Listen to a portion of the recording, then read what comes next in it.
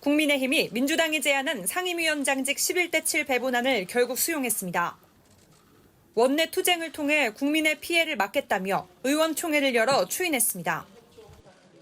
국민의힘은 민주당의 폭주를 막기 위해 국회 등원을 결심하였습니다. 7개 상임위원장을 맡아 민생 입법에 집중하겠습니다. 국민의힘에게 돌아가는 상임위는 외교통일, 국방, 기획재정, 정무, 여성가족, 산업통상자원, 중소벤처기업, 정보위 등 7개. 추 원내대표는 법사위원장과 운영위원장직을 가져오지 못한 것에 책임을 지겠다며 사의를 표명했습니다. 우원식 국회의장은 국민의힘의 결정에 환영의 뜻을 밝혔습니다. 7개 상임위를 갖고 국회로 들어오기로 결정한 것은 여당의 책임 있는 자세로 잘하신 판단이다. 현명하게 선택했다고 생각하고. 민주당은 예상했다는 반응입니다. 국민의힘이 남은 7개 상임위원장직을 받는 방법밖에는 전략이 없었다는 판단입니다. 다만 국민의힘이 최상병 특검 거부권을 건의한 것을 두고 그동안 원구성을 지연시킨 속셈이 드러난 셈이라며 날을 세웠습니다. 국민의힘은 벌써부터 해병되어 온 특검법에 대한 거부권을 건의하겠다는 말을 하고 있습니다. 어떻게든 대통령 부부의 불법 의혹 수사를 지연시키고 방해하려고 하는 행동. 또 국민 대다수가 찬성하고 있는 만큼 최상병 사망 사건 일주기 전인 다음 달 초에는 반드시 법안을 통과시키겠다고 거듭 강조했습니다. 민주당은 이에 따라 당장 내일 본회의를 열어 남은 상임위원장들을 선출하자고 요구했습니다. 하지만 국민의힘은 상임위원장 후보를 선출할 시간이 필요하다는 입장이어서 오는 27일 본회의를 기점으로 국회가 정상화될 것으로 보입니다. OBS 뉴스 황다인입니다. 국민의힘이 드디어 뉴스에서 보셨겠지만 국회로 복귀를 했습니다. 오늘 법제사법위원회 전체 회의 열렸는데요. 이 상임위에 국민의힘 의원들까지 딱 앉아있는 모습 오랜만에 보니까 반갑긴 했는데 앞으로 이 여야의 대치 상황은 국회에서도 비슷하겠다 이런 생각 잠시 들었어요. 약간 예고편 같다? 예. 그렇죠.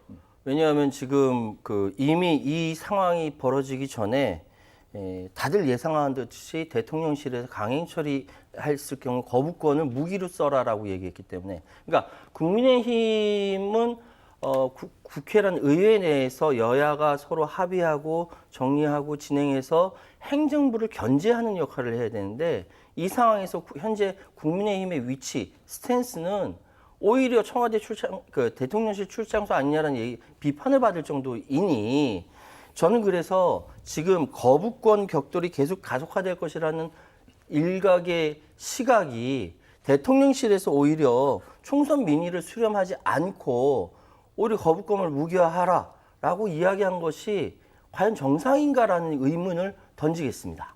네.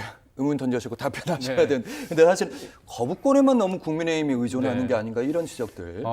거부권은 정식 용어가 제2요구권 저번에도 말씀하셨듯이. 그러니까 뭐냐면 한 번 더 논의해달라는 얘기거든요. 거부권이란 건 어떻게 보면 뭐 약간 뭐 부정적인 뉘앙스가 있어서 가치 중립적인 용어를 좀 말씀드리고 싶고 이 현실이 그렇습니다. 뭐냐면 여소야대 국면이잖아요. 그리고 192명 대 108명입니다. 그리고 국회의장이 뭐 경선 과정에서 보면 누구보다도 이재명 대표의 마음을 얻으려고 경쟁을 했지 않습니까? 그렇다면 그분이 과연 중립적인 역할을 할 수 있을까? 저는 주심이라고 표현한다면 주심이 저쪽에 계시다. 그리고 부심이라고 할 수 있는 저는 부심이 뭐 국회 부의장이라고 보는 게 아니라 실질적으로 보면 의장과 함께 가장 중요한 게 어떻게 보면 그 다음으로 중요한 게 법사위원장인데 그렇죠. 법사위원장도 정청래 의장인데 이분이 부심이라고 표현을 한다면 기울어진 운동장 속에서 주심하고 부심마저도 저쪽이거든요. 그렇다면 우리가 제2 요구를 하는 내용들을 봤을 때 여야 합의가 안 됐거나 예를 들면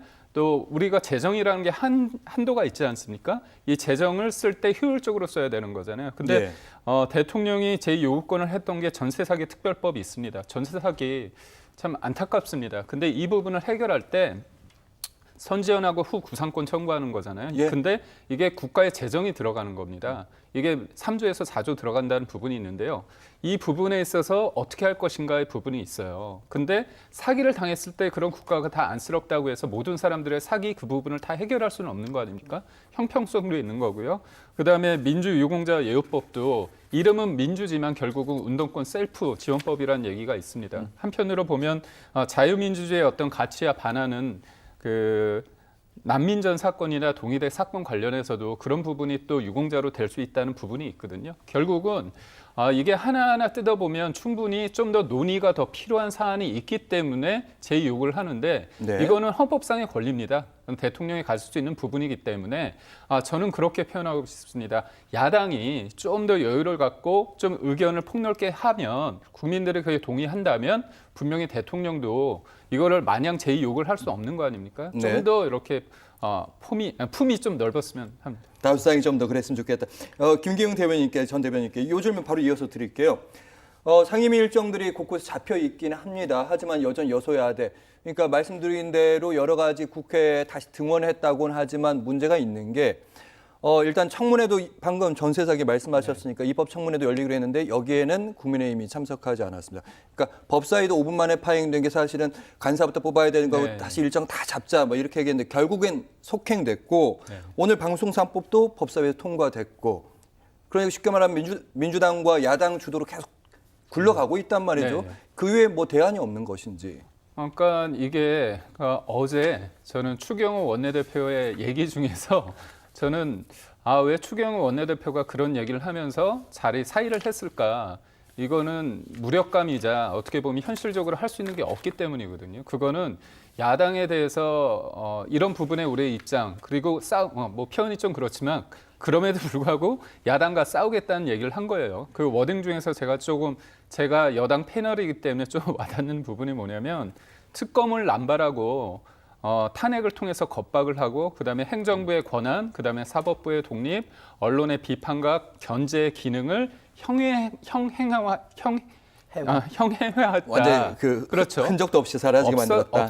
없애게 했다는 거잖아요. 예. 그런 상황에서 우리가 과연 할 수 있는 게 뭘까? 그렇다면 장외투쟁도 중요하지만 원내에 들어가서 할 수 있는 부분을 하자. 하지만 이 부분에서 힘들다는 걸 보여주고 저는 그렇습니다. 제가 늘 얘기하듯이 대통령은 권한이 있고요. 실질적인 권력은 국회에 있습니다. 예. 여소야대에서는 더더욱 그렇거든요. 그렇기 때문에 이 부분에 있어서 국민들에게 호소를 하는 겁니다. 우리가 할 수 있는 게 이만큼이다. 결국은 우리는 민생을 통해서 국민 여러분을 위해서 싸우겠다. 도와달라. 그런 얘기를 했다고 봅니다. 네. 네. 예, 최 변호사님. 뭐 지금 보시다시피 정청래 아까 그 자막에 나온 거. 공부 좀 하라고 하니까 유성범 의원이 공부는 내가 더 잘했다라고 하는 굉장히 유치한 이야기가. 네, 그럼에도 불구하고 예. 법사위 회의 진행은 예전보다는 분명히 조금 더 부드러워지긴 했어요. 지금 이제 법사위가 사실 뭐 상원 같은 느낌이 그런 들어요. 역할을 하죠. 예. 그게 다른 상임위에서 나온 법을 본회의에 올리기 전에 자구 체계라든지 이런 것들을 바꿨는데 지금 왜 법사위가 중요하냐면은 지금까지 소위 21대에서 김도비 위원장이 그거 붙들고 내보내지 않았잖아요.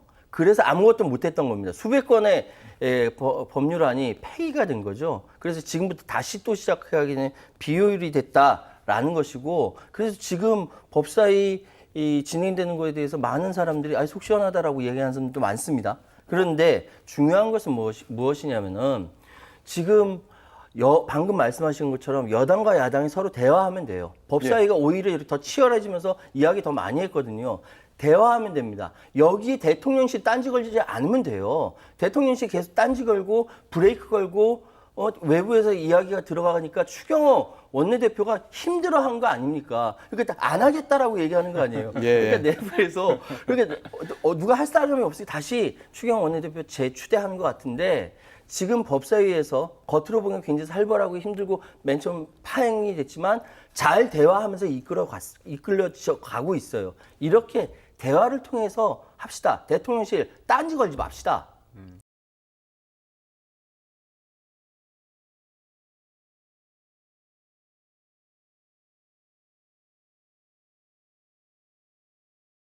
사건 처리가 사실상 마비된 상태로 보이는데요.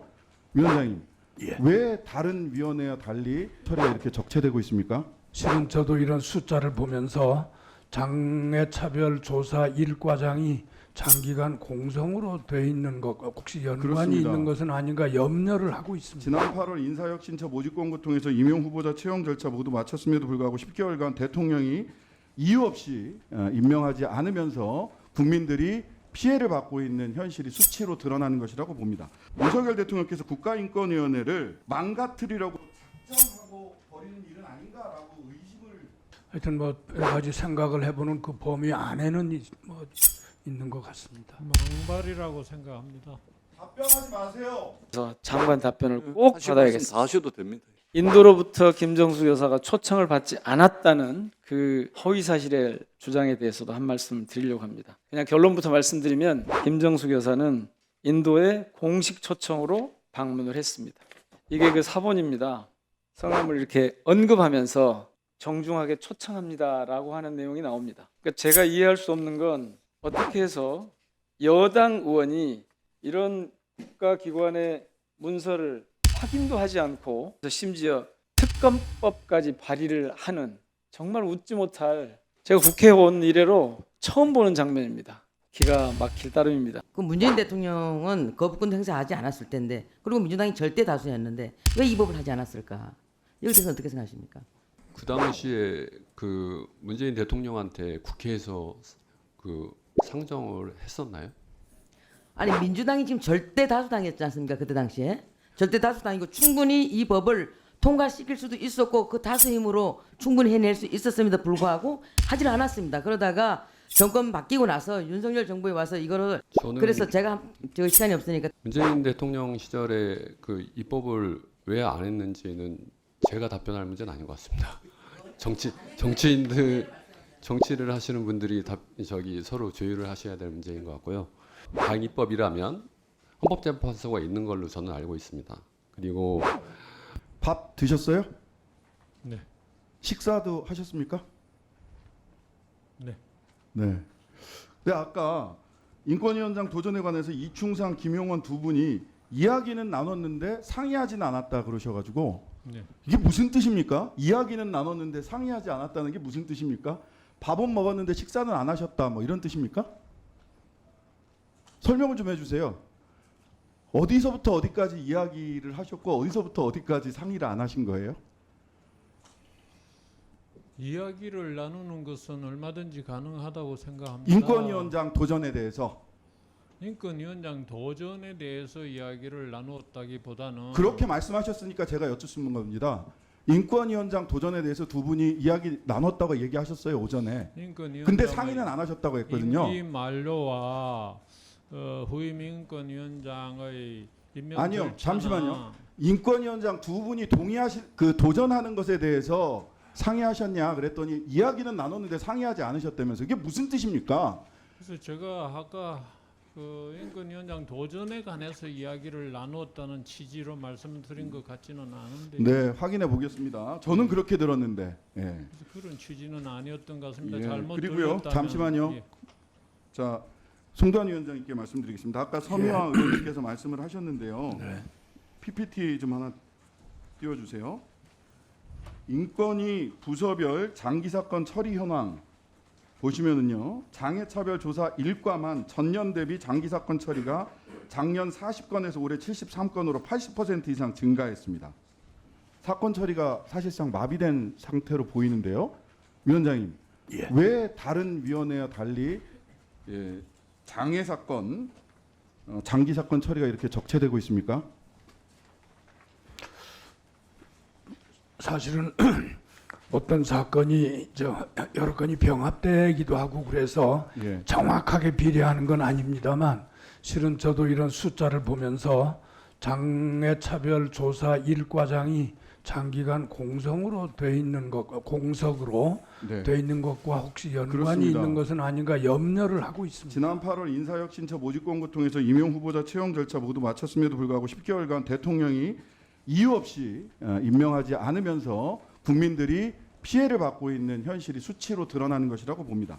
이렇게 혹시 이렇게 국가인권위원회에 임명을 채용과 임명을 이유 없이 대통령이 지체하거나 이충상, 김용원 반인권 독직 인권위원이라고 저는 생각하는데요. 이런 분들을 임명하는 게 혹시 윤석열 대통령께서 국가인권위원회를 망가뜨리려고 작정하고 버리는 일은 아닌가라고 의심을 해보는데요. 왜 이러시는 걸까요, 인권위원장님? 전 뭐 아직 그렇게까지 말씀드릴 수는 없을 것 같고요. 다만 여러 가지 가능성을 놓고 항상 생각은 해보고 있는 중입니다. 가능성 중에 하나일 수 있나요? 대통령께서 인권위원회를 망가뜨리려고 하는 가능성. 하여튼 뭐 여러 가지 생각을 해보는 그 범위 안에는 뭐 있는 것 같습니다. 망발이라고 생각합니다. 답변하지 마세요. 아주 김용원 의원에게 묻은 게 아닙니다. 국가인권위원장의 할 말이 아니라고. 김용원 의원님, 뭐 하시는 겁니까 지금? 김용원 의원님, 제가 여러 번 말씀드렸는데도 불구하고 그러한 태도 취하시면 안 됩니다. 묻는 말에만 답변해 주시고요. 간단하게 해주시기 바랍니다. 좀 더 해도 되겠습니다. 예. 지난주 화요일 저희 상임위 전체회의 때 제가 김정숙 여사 기내식에 6천만 원 썼다는 국힘의 주장이 완전히 잘못됐다. 결국 내게 수십만 원이 불과하다 이런 말씀을 드렸는데 인도로부터 김정숙 여사가 초청을 받지 않았다는 그 허위 사실의 주장에 대해서도 한 말씀 드리려고 합니다. 그냥 결론부터 말씀드리면 김정숙 여사는 인도에 공식 초청으로 방문을 했습니다. 이게 그 사본입니다.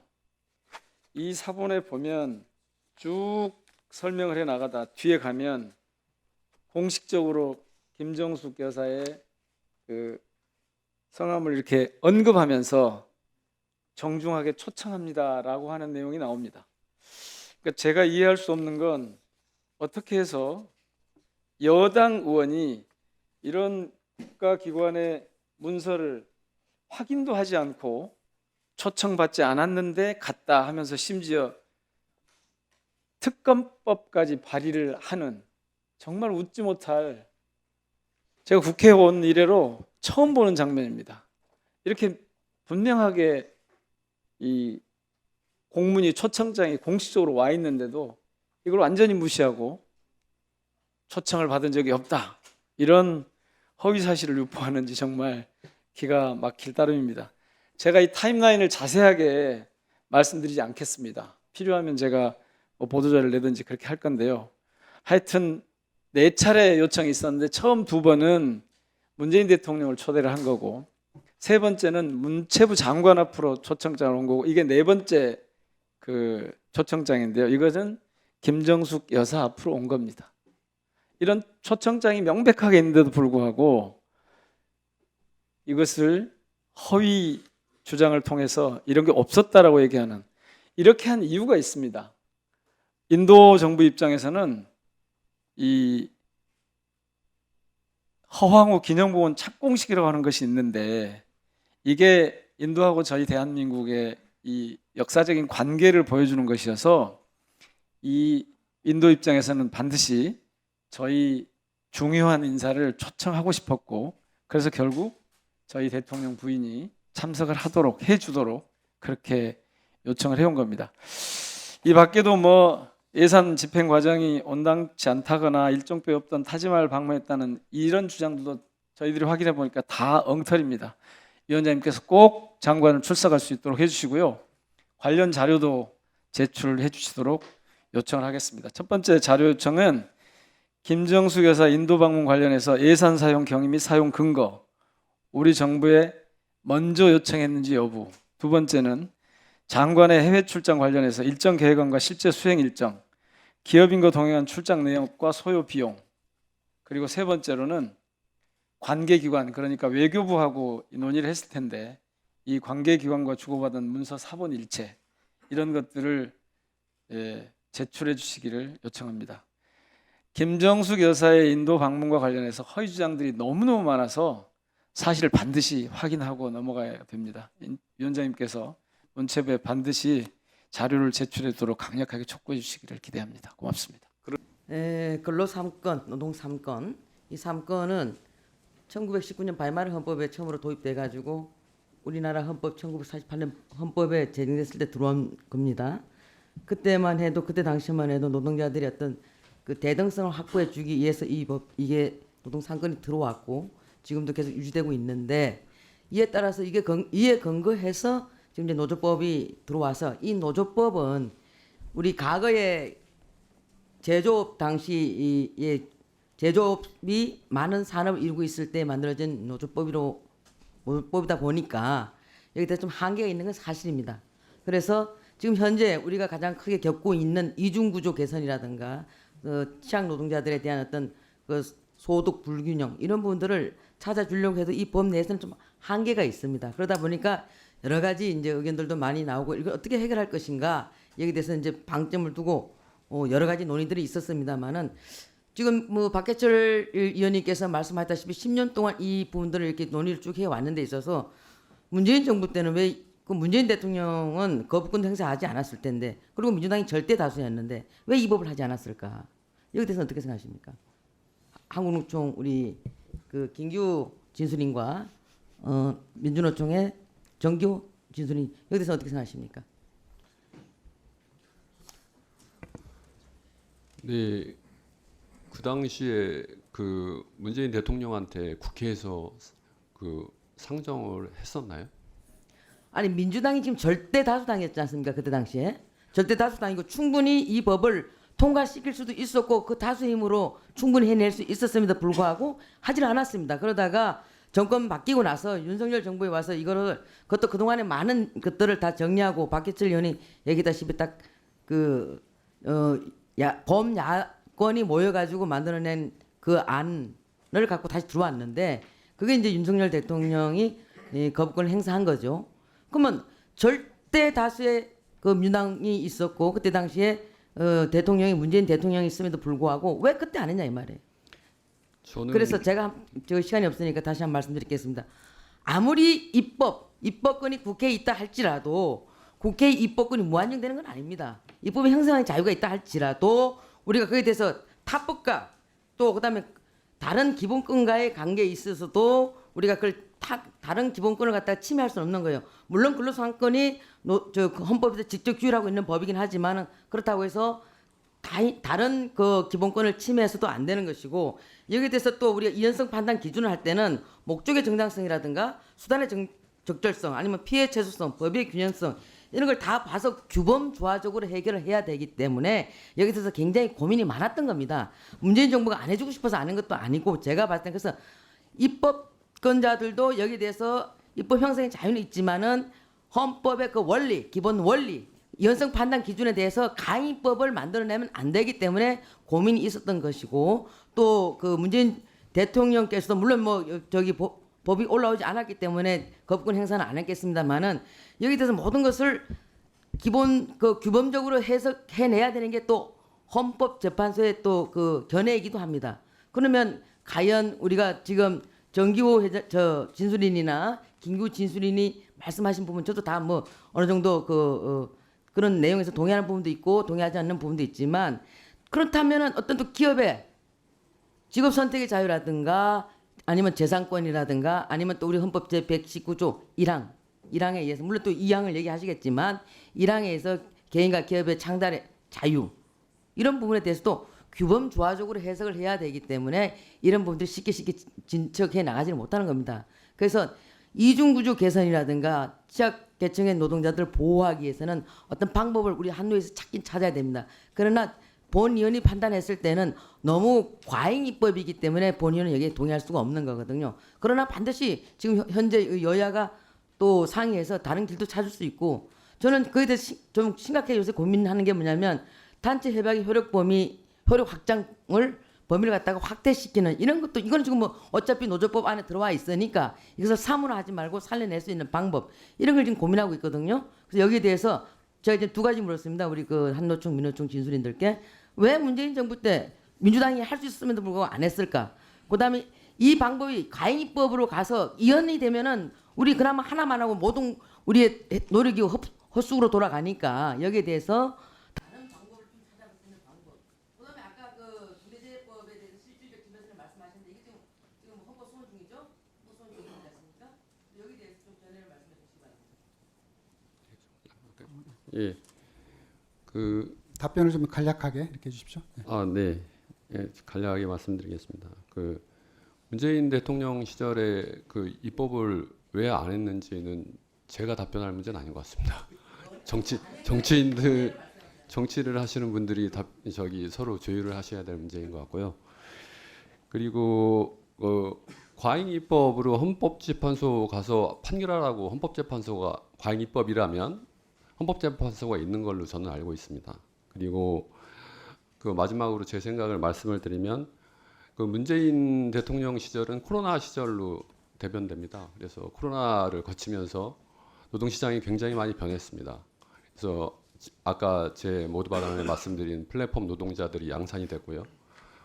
그러다 보니까 그 종전보다 이중구조 문제가 더 두드러진 것이죠. 그래서 그러한 연유로 해서 이러한 입법이 지금 이 시기에 그리고 21대 말기에 그렇게 있었던 걸로 저는 그렇게 이해하고 있습니다. 이상입니다. 코로나로 인해서 노동시장이 변해서 노동자들이 이제 그러니까 제 말씀은 코로나를 거치면서 노동시장이 변했고 그때 플랫폼 노동자들이 양산이 돼서 그래서 이중구조 문제가 더 극명하게 드러났고 그러다 보니까 보호의 사각의 문제가 더 생겼다. 그래서 보호의 사각지대를 하다 보니까 이 사람들이 헌법으로 보장받고 있는 쟁의행위의 문제를 다시 자연스럽게 개선할 필요가 더 두드러졌다. 이 시점에서 저는 그렇게 생각하고 있습니다. 네, 다음은 정기호 진수린 답변해 주십시오. 여기 그 민주당 위원님 많이 계시는데 이런 말씀 드리기 죄송스럽지만 대단히 잘못했다고 생각이 되고요. 왜 문재인 정권 시절에 이 법을 추진하셔서 하지 않고 윤석열 정권에 추진을 해서 이렇게 거부권 사태가 나고 여러 가지 노동계를 힘들게 하시는지 저도 이해는 못합니다. 민주노총은 김태선 위원님이 발의하신 안과 비슷하게 계속적으로 저희가 그 하청 노동자, 학소고용 노동자들의 노동사건을 보장하기 위한 법률안을 제기했었던 거고 그거를 간철시키기 위해서 여러 가지 노력과 투쟁을 벌였습니다. 그것이 물론 힘이 부족해서 국회에 제대로 전달되지 않고 정부에 제대로 전달되지 않은 점에 대해서는 유감스럽게 생각하지만 그런 부분에 가름하기로 하고요. 아까 말씀드렸다시피 실질적 지배력은 대법원 판결, 이용우 위원님도 지적하시다시피 형사 판결 구속요건이 중요한 재형벽전지가 엄격하게 지켜야 될 영역에서의 판결에서도 인용되고 있는 판결이고요. 그다음에 부진정 연대 측임 관련해서도 사법행정처에서 대법원의 이제